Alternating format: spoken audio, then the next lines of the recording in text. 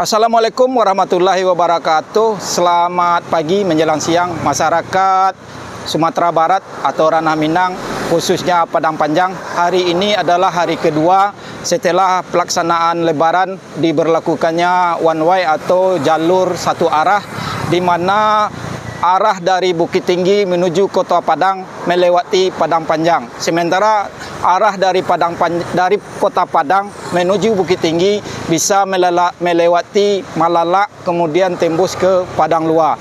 Mudah-mudahan hari ini pada one way yang hari kedua ini setelah pelaksanaan Lebaran, mudah-mudahan berjalan aman, tertib dan terkendali, sehingga masyarakat yang ingin merayakan Lebaran merasa aman dan tentram pada hari ini.